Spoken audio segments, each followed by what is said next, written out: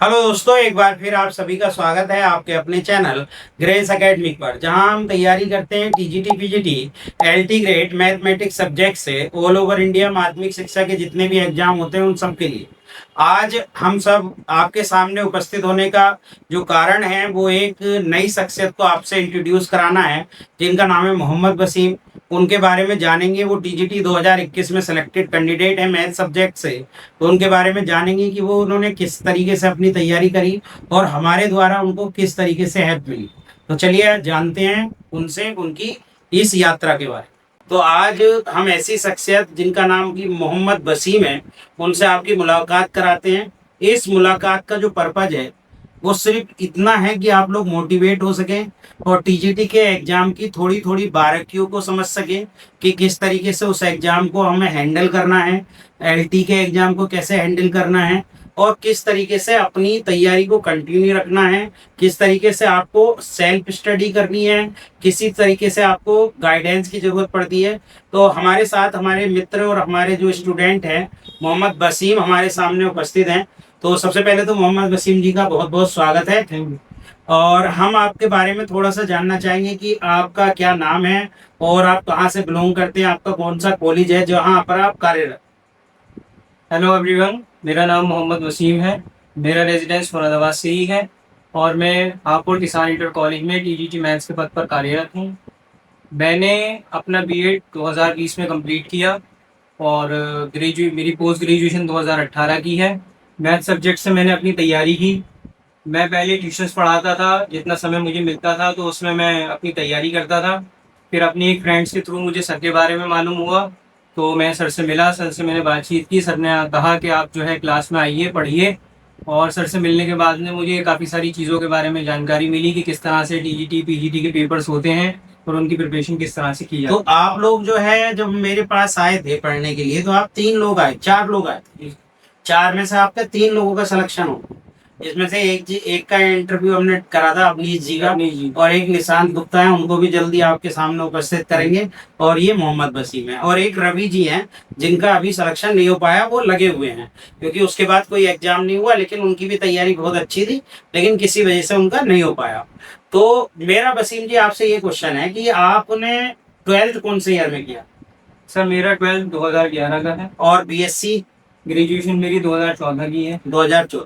और आपकी जो 2014 से, और आपने बताया कि बीएड 2020 में, तो 2014 से 2020 में बीएड मतलब पहले बीच में एमएससी की थी आपने। जी सर, मेरी पहले 2017 और 18 की एमएससी है। एमएससी उसमें बीच में फिर मैंने कुछ ट्यूशन्स वगैरह पढ़ाए थे, कुछ फैमिली प्रॉब्लम्स मेरे साथ में रही थी। फिर 2018 में मेरी एमएससी कंप्लीट हुई। उसके बाद में मैंने बीएड किया 2022 में। उसी बीच मुझे आपके बारे में पता चला, अपने जैसे कि आपने बताया, जो हमारी दोस्त हैं अवनीश जी, उनके थ्रू आपका पता चला। फिर आपसे मुलाकात हुई, फिर तैयारी में लग गए और 2021 में जो है हमें कामयाबी। तो मतलब जैसे कि कुछ बच्चों के हमारे पास सवाल आते हैं, कई बार सवाल आते हैं कि साहब हमारे ग्रेजुएशन में इतना गैप हो गया, हमारे इंटर में इतना गैप हो गया, जबकि आप तो मेरे पास मुश्किल से 6-7 महीने पढ़े हुए है ना, 7 महीने के आसपास ही पढ़े हुए बस, लेकिन फिर भी आपका सिलेक्शन हुआ। लेकिन कुछ लोगों के क्वेश्चन ये होते हैं कि साहब 12th हमने जब किया था, उसके बाद ग्रेजुएशन जब किया और अब इतना गैप हो गया, उस गैप को आपने कैसे कवर किया। सर उस गैप में कहीं ना कहीं हमारी स्टडी चलती रहती है, जो पढ़ने वाले लोग होते हैं। और फिर जब आपका बीच में गैप हो जाता है और थोड़ी बहुत परेशानी अगर उसमें आती भी है, तो हम सर के पास आए, सर से हमें गाइडेंस मिली। सर ने बताया कि किस तरह से अपनी चीज़ों को लेकर के चलना है। तो कहीं ना कहीं वो गैप भी मैनेज हो जाता है। 2 महीने 3 महीने का आपको समय लगता है, लेकिन फिर उसके बाद में आप अपने फ्लो में आ जाते हैं। जो आपके पीछे की मेहनत है वो ऑटोमेटिक आपको हेल्प करने लगती है।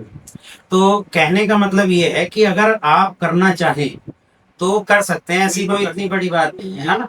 दूसरी बात ये है कि इंटर को आपने जो इंटर की पढ़ाई थी आपकी, उसको आपको किताबें फिर से सारी ढूंढनी पड़ी, सारी उस पढ़ाई को फिर से करना पड़ा, या सिर्फ कोचिंग कोचिंग से हेल्प मिल जाती है। जैसा कि मैंने बताया कि मेरा इंटर 2011 का था, तो बहुत ज़्यादा मटेरियल भी मेरे पास नहीं बचा था उसका।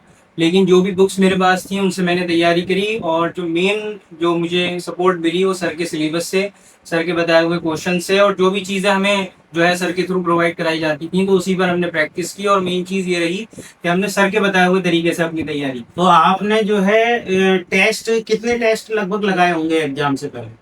काफी सारे टेस्ट हुए थे हमारे। कुछ टेस्ट सर अपने यहाँ भी लेते थे, फिर कुछ घर के लिए भी दिया करते थे हम लोगों को।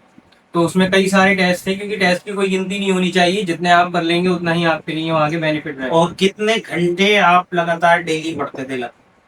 सर मैं अगर अपने बारे में बताऊं तो मैं 5 से 6 घंटे तो पढ़ता ही था, लेकिन ये आपकी अपनी कैपेसिटी के ऊपर भी है, आपके डाइजेशन के ऊपर है, जितनी जल्दी आप कैच कर पाते हैं। बहुत से लोग कम समय में भी अच्छा कर जाते हैं, लेकिन आप जितना पढ़ेंगे उतना आपको हेल्प मिलेगी। और प्रैक्टिस कितनी लगाते थे, प्रैक्टिस सेट घर पे जाके? प्रैक्टिस सेट सर काफी सारे क्वेश्चन जो आपके द्वारा दिए जाते थे उनको किया जाता था। उसके अलावा भी 2-3 जितने प्रैक्टिस सेट हो जाते थे उनको कर लिया जैसे कि बहुत से बच्चों का एक ये क्वेश्चन रहता है कि साहब कितनी बार एक क्वेश्चन को लगाएं या ज्यादा से ज्यादा क्वेश्चन लगाएं, तो आप इस पर अपनी क्या राय रखना चाहेंगे कि एक क्वेश्चन को कई बार लगाएं या बहुत ज्यादा क्वेश्चन लगाएं? सर रेंज उसमें जितनी ज्यादा आपकी होगी उतना अच्छा है, लेकिन आपको एक क्वेश्चन कम से कम इतनी बार करना चाहिए कि जब नेक्स्ट टाइम वो आपके सामने आए तो उसकी जो ऑनगोज है वो ऑटोमेटिक आपके दिमाग में आ जाए कि ये क्वेश्चन कैसे स्टार्ट होगा। आपको पेपर में सोचना ना पड़े कि ये मैंने पढ़ा तो था, लेकिन इसको मैंने किस तरह से सॉल्व। पेपर में सोचने का टाइम भी नहीं होता ना, क्योंकि इतना समय नहीं होता है। 2 घंटे में 125 क्वेश्चन, मतलब एक क्वेश्चन को अगर ध्यान से देखें तो 50 सेकंड में नहीं मिलती। जी। और इंटर के क्वेश्चन को 50 सेकंड में पढ़ना, फिर उस पर रिएक्शन करना, फिर उसका आंसर देना, ये अपने आप में एक बहुत बड़ी बात हो जाती है।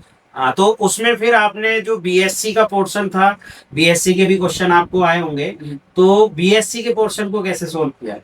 सर बीएससी के पोर्शन का ये रहा कि कुछ पोर्शन हमने पहले से पढ़ रखा था, बाकी जो प्रैक्टिस सेट आपके द्वारा हमें दिए गए थे उसमें कुछ क्वेश्चन हमें मिले तो डायरेक्ट उसका सॉल्यूशन जो है आपकी किट में मिल जाया करता था। तो वहां से हमारे इंटर के क्वेश्चन भी कवर हो गए थे और ग्रेजुएशन वाले क्वेश्चन भी कवर। और लगभग कितने क्वेश्चन ऐसे थे जो कोचिंग के कराए हुए सेम मिल गए होंगे? सर कोचिंग के कराए हुए लगभग 40-50 क्वेश्चंस हम लोगों को मिले उसमें डायरेक्ट कराए हुए, और बाकी के जो क्वेश्चंस थे वो भी कहीं ना कहीं इस तरीके के थे जितनी चीजें हमें कोचिंग में कराई गई थी। बस क्योंकि मैथ्स में यही होता है कि डिजिट्स बदल जाती हैं, क्वेश्चन की रूप बदल जाती है, लेकिन उसको जो सॉल्व करने का बेसिक होता है हमारा वो चेंज नहीं होता। वो जो हम प्रैक्टिस करते हैं अपनी जिस भी सर के गाइडेंस में, तो वो वहीं से सॉल्व होती है। लगभग लगभग पूरा पेपर ऐसा था जो हम लोगों ने मतलब डिस्कशन कर लिया था अपनी क्लास में, मतलब कोई टॉपिक ऐसा छूटा हुआ नहीं था, कोई छूटा नहीं। और सिलेबस विद इन टाइम हो गया था। यस सर, सिलेबस भी हमारा कंप्लीट हो गया था, प्रैक्टिस का टाइम भी मिल गया था हमें काफी सारा, तो हमें कोई किसी तरह की दिक्कत नहीं आई। हाँ, तो आपकी जो ज्वाइनिंग है इस समय, आप टीजीटी के पद पे हो, तो आप इससे भी और आगे अच्छा करने की सोच रहे हो? बिल्कुल सर, आपकी गाइडेंस आपका आशीर्वाद मिला हुआ है, तो अभी आगे की और तैयारी करेंगे अच्छी पोस्ट पर। अच्छा, हमने सब बात कर ली, अब आपकी फैमिली के बारे में भी थोड़ा सा जानने की कोशिश करेंगे, क्योंकि फैमिली बैकग्राउंड भी कहीं ना कहीं हमारे लिए बहुत मायने रखता है कि फैमिली बैकग्राउंड कैसा है, कितनी मतलब फैमिली का सपोर्ट है। देखिए, फैमिली का हर किसी का सपोर्ट बहुत जरूरी है, तो आपकी फैमिली में कितने मेंबर हैं? सर मेरी फैमिली में 4 मेंबर्स हैं। मेरे मम्मी पापा हैं, मैं हूँ, और एक मेरा छोटा भाई है। तो बस पापा मम्मी की किस तरीके से हेल्प रहती? मम्मी पापा की यही हेल्प रही कि उन्होंने एक अच्छा एटमॉस्फेयर मुझे घर पर दिया, पढ़ाई के लिए पूरा टाइम दिया, कोई एक प्रेशर नहीं बनाया कि भाई तुम बड़े हो रहे हो तो कोई ऐसी जॉब देखो जिसमें जल्दी अर्निंग हो, और टाइम दिया प्रॉपर पढ़ने का। तो उससे मुझे ये हेल्प मिली कि मैं अपना पूरा टाइम, जो भी 6 घंटे 7 घंटे मुझे मिलते थे दिन भर में अपनी अदर एक्टिविटीज करने के बाद में, तो उनको मैं अपनी स्टडी में अच्छे से लगा पाया, और उसका बेनिफिट ये मिला कि आज मैं एक अच्छी गवर्नमेंट जॉब पर हूँ और सेटिस्फाई हूँ, और मेरे पेरेंट्स भी जो है वो खुश होते हैं मुझे देख करके कि मैं हाँ एक अच्छी जॉब कर रहा हूँ इसमें। तो अभी जो है मतलब माता पिता ने, अब जैसे बहुत से बच्चों का जो है ये क्वेश्चन होता है कि साहब घर में बहुत कम समय मिल पाता है, कुछ लोग ऐसे होते हैं जैसे आप तो 5-6 घंटे निकाल पाते थे, तो कुछ बच्चे ऐसे भी होते हैं जो सिर्फ 2-3 घंटे पढ़ पाते हैं या कोचिंग कर पाते हैं, कुछ बच्चे बहुत ज्यादा पढ़ लेते हैं, तो उन्हें क्या एडवाइस रहेगी कि अगर कम टाइम भी मिले तो किस तरीके से हम उसको मैनेज कर सकते हैं? सर उसको हम इस तरह से मैनेज कर सकते हैं कि अगर हमें कम समय मिल भी रहा है तो हमें एक अंदर से ये होना चाहिए कि हम अपना तो बेस्ट दे ही रहे हैं ना। ऐसा तो नहीं है कि हमें मिल रहे हैं 5 घंटे और हम पढ़ रहे हैं 3 घंटे। हमें 3 घंटे मिले और 3 घंटे हमने फुल मेहनत की, ईमानदारी से की, तो ऑब्वियसली आपको उसका आउटपुट मिलेगा। ऐसा नहीं हो सकता कि आप कम समय दे रहे हैं तो आप हॉपलेस हो जाएं। आपको उम्मीद नहीं छोड़नी है, अपनी प्रैक्टिस करनी है जितना भी समय आपको मिल रहा है, और फिर जब आप मेहनत करते हैं तो ऑटोमेटिक आपका टाइम मैनेज होने लगता है। बहुत से लोग जो है मोबाइल का जैसे दुरुपयोग भी आजकल होता है कि साहब मोबाइल में लग के उसके बाद बस स्क्रॉल करे जा रहे हैं इंस्टाग्राम स्क्रॉल पे। तो मतलब वो जब हमें पढ़ने बैठना है तो बिल्कुल पूरी तरीके से पढ़ने ही बैठना है। बिल्कुल। मतलब ऐसा ना हो कि साहब आप मोबाइल में 1 मिनट के लिए आए और आपने कोई रील देखी और फिर रील देखते ही चले गए, देखते ही चले गए। मतलब आपको डेली पढ़ना ही पड़ेगा। बिल्कुल सर, डिस्ट्रैक्शंस तो काफ़ी सारे होते ही हैं, लेकिन वहाँ पर हमें अपना माइंड सेट करना है, चूज़ करना है कि हमें क्या करना है। तो उसी के अकॉर्डिंग जब आप अपना माइंड सेट कर लेंगे तो आपको चीज़ें भी पढ़ाई से रिलेटेड ही दिखाई देंगी। कितने क्वेश्चन आपने पुट अप किए थे 125 में से? सर क्वेश्चंस तो मैंने 100 तक मैं गया था, 100+ तक। और उसमें लगभग 85 क्वेश्चंस मेरे करेक्ट भी आए थे। कुछ एक दो क्वेश्चंस का उसमें डाउट था मुझे, बट काफ़ी अच्छा रहा था। और कितनी रैंक थी आपकी? मेरी 919 रैंक थी। और आपको पास में ही मिल गया, मतलब ज्यादा दूर जी, भी जी, नहीं, जी। हापुड़ मिल गया था। जी। तो कॉलेज भी कैसा है आपका? कॉलेज बहुत अच्छा है सर, लोग बहुत अच्छे हैं, लोकेशन भी सही है। 100 किलोमीटर की लोकेशन है, और कोशिश करेंगे अच्छी जॉब और आगे भी सर आप प्रैक्टिस जब, करेंगे। मुझे ध्यान है बहुत अच्छी तरीके से कि जब आप लोगों का कॉलेज चयन करने का मौका आया था तो आपने मुझसे बार बार पूछा था कि हम जी। कैसे कॉलेज चयन करें, कौन से कॉलेज चयन करें। उससे पहले आप मिलने भी आए थे। जी। तो कॉलेज चयन मैंने कराए थे आप लोगों को और मैंने सजेशन दिया था कि ऐसे। तो उससे आपकी रैंक के पहले वाले लोग भी दूर हैं जबकि आप घर के पास में हो। बिल्कुल। इस चीज का बड़ा बेनिफिट रहता है क्योंकि बहुत से बच्चे जो है चॉइस मतलब अच्छी ठीक नहीं से कर फिल पाते। नहीं कर पाते, वो ये नहीं समझ पाते कि किस रैंक को कहाँ तक मिल सकता है ना। तो जैसे अब बहुत से बच्चों का ये रहता है कि साहब ऑनलाइन कोचिंग हमने ले ली तो सपोर्टिव नहीं रहते सर बहुत से। और कई ऑनलाइन प्लेटफॉर्म पे होता भी है कि वो लोग सपोर्टिव नहीं रहते। आप थोड़ा सा हमारे बारे में इतना बता दो कि कभी आपने हमें याद करा हो, चाहे पढ़ाई से रिलेटेड याद करा हो या बिना पढ़ाई के कोई बात भी पूछनी हो, तो कभी ऐसा हुआ कि हमने आपकी बात का आंसर ना दिया हो या आपको जो है मोटिवेट ना किया हो? नहीं सर, ऐसा तो कभी नहीं हुआ कि कभी आपने आंसर नहीं किया या मोटिवेट नहीं किया। और हमारे सिलेक्शन भले ही 4 साल हो गए हैं, लेकिन अभी भी अगर हमें कोई प्रॉब्लम होती है तो हम आपको कॉल करते हैं।